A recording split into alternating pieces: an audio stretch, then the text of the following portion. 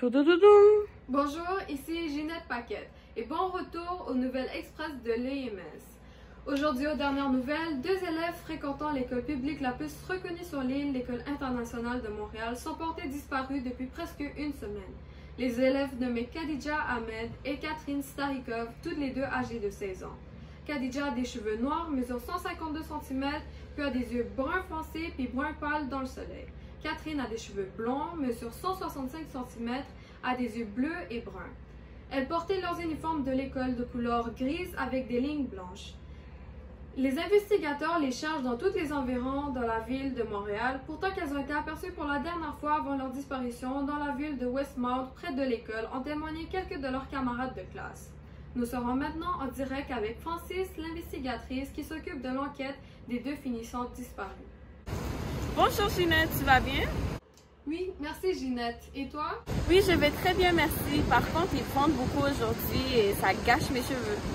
Bon, d'accord Francis. Pourrais-tu nous dire les derniers détails sur l'enquête des 2 élèves? Le mauvais temps nous indique une mauvaise nouvelle. On ne les a pas encore retrouvés.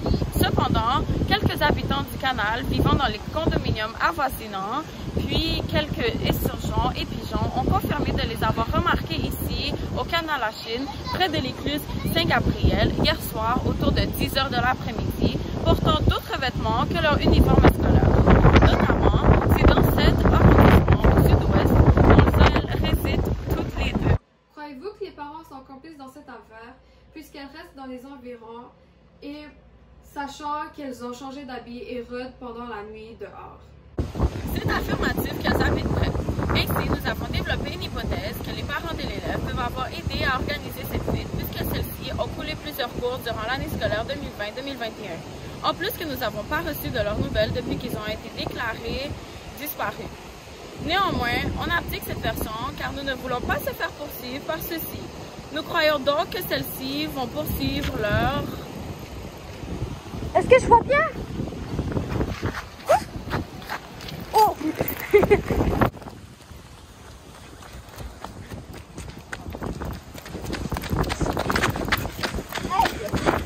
faites-vous ici?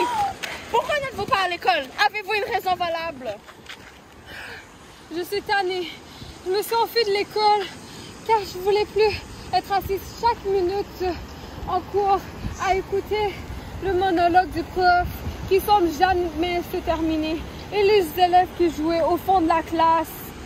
Les profs qui s'amusent à mettre des fautes sans expliquer la cause de celle-ci et laisser les élèves se battre contre les vagues de l'apprentissage et se faire engloutir par celle-ci. Couler jusqu'au fond et pleurer chaque soir, se demandant pourquoi ma dépression vient en septembre et quitte la porte au dernier examen. Voici la raison valable que vous cherchiez. Ok, mais Catherine est où? Qu'allez-vous me donner en retour si je vous donne sa location?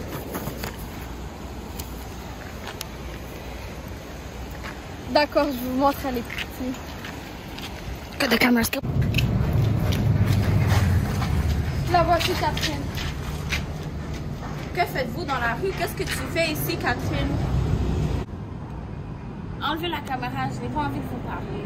J'ai assez souffert cette année et repensé à toutes ces heures perdues à rêver en classe, à écouter des cours comme la chimie, les physiques, les mathématiques, à apprendre des formules trigonométriques qui me sont comiques car je ne vois aucune utilité unique à celle-ci.